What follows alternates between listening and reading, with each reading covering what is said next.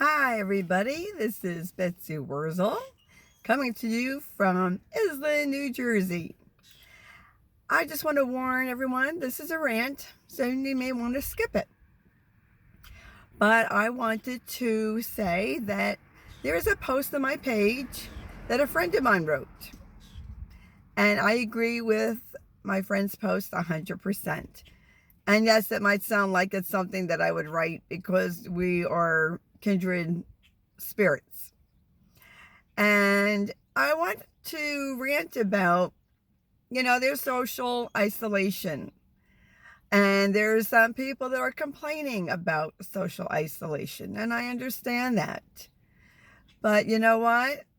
Social isolation is nothing new to caregivers. And I hope this pandemic will teach people, and I know some people can't be taught, to have compassion and empathy for the caregiver who's been socially isolated for years. That's right.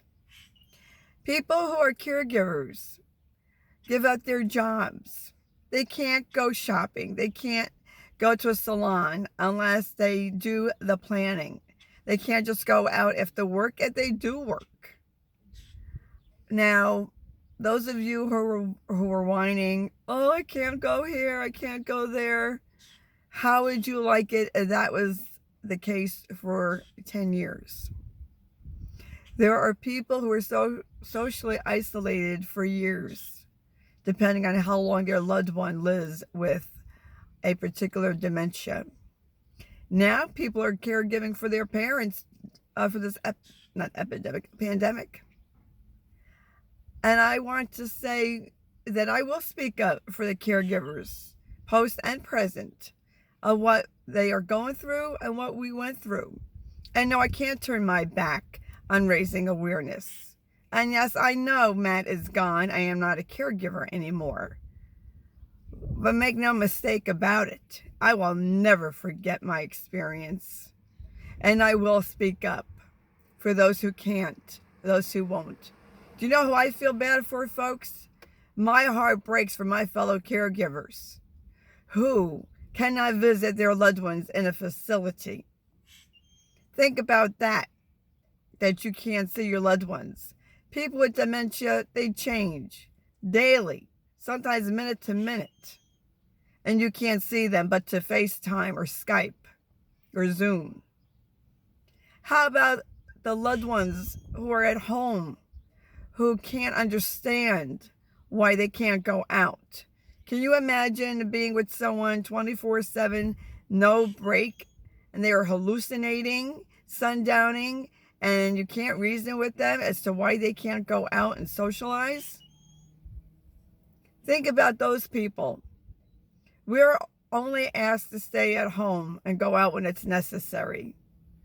We are not asked to go fight in another country and get shot at or bombed on a ship, such as my father was. Think of Anne Frank. Those of you who don't know about the Holocaust, she was a young teenage girl up in the attic, hiding for 18 months till the Nazis found her family and others that she was living with, and then went to a concentration camp after they were found. Think about that, folks.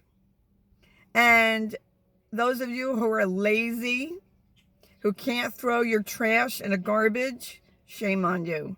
Don't throw your gloves and mask on the ground. That could go into the sewer and clog up the sewer pipes and goes out into the ocean. And yes, the actions of one person affect many. Believe it or not, they do. So if you are friends with a caregiver, think about them. Think about what they're going through. You know what? Call them up. You can't visit now? Call them up. When you can visit, after this is over, visit them. I feel bad for the people who can't even have a funeral for their loved ones and services. My heart goes out to them. Personally, I think I would have snapped if I couldn't have been with Matt in his last days. I don't think I could have taken that. And as much as I miss Matt, I am glad he is not here for this virus. If that sounds terrible, I don't care. If this video offends people, I don't care. You could share it if you like to your loved ones. I really don't care about if I offend anybody at this point in my life. I know what a caregiver goes through. Social isolation, I can tell you myself, I was lucky to have Josh to help me. I had to go to work. I had to come right home from work. You have to plan going to the grocery store. You had to plan to get your hair done if you are able to. Going to the pharmacy. Really, you people need to think about others. And keep your social distance for yourself and for the health of others. And be kind and be considerate. This social isolation now, I could do this standing in my head. The only thing that I was disappointed is that I can't go to my bereavement group, and I was going to try to go to a widower's dance, and that's all canceled. But I'll come around again. And I want you all who have relatives or friends that are caregivers, be kind. Show empathy. How would you like it if your friends and family and your place of worship abandoned you because your loved one could no longer go out, or you couldn't go out because of your loved one? Not everybody can afford to hire someone to care for their loved one. And if you have hospice, they're only here for an hour. Even if you're able to get them 3 times a week, it's only for an hour. It's not all day. Who can afford that? Unless you're wealthy. And I don't know too many people who are. So send a caregiver a card. Call up a nursing home. See what you could do for the residents there. A veterans home. I know my friend is having to adopt a resident down in her facilities down in Maryland. And my heart does break and ache for my fellow caregivers. And I just want people to do what they are supposed to do. Maybe this pandemic will teach people to be more kind. I can only hope. And considerate of others. Don't turn your back on a caregiver. Don't turn your back because their loved one has some kind of dementia. And more young people are going to see themselves as caregivers. I read an article, a young man was caring for his parents. What are you going to do, young people, if your parents, God forbid, get COVID-19 or get some kind of dementia? You going to put your life on hold? You're going to give up? Go into school? Your career?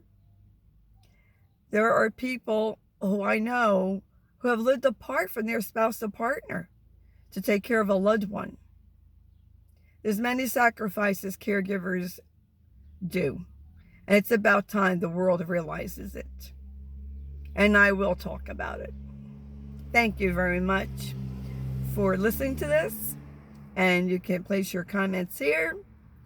I will not be bullied, so don't leave anything mean because I will delete it and block you. I am at the point in my life, toxic people can go bye-bye. And I just want to give a shout out and a kiss to all my caregiver peeps. You know who you are. Post caregivers, you know who you are too. Speak up. It has nothing to do with bravery or being courageous.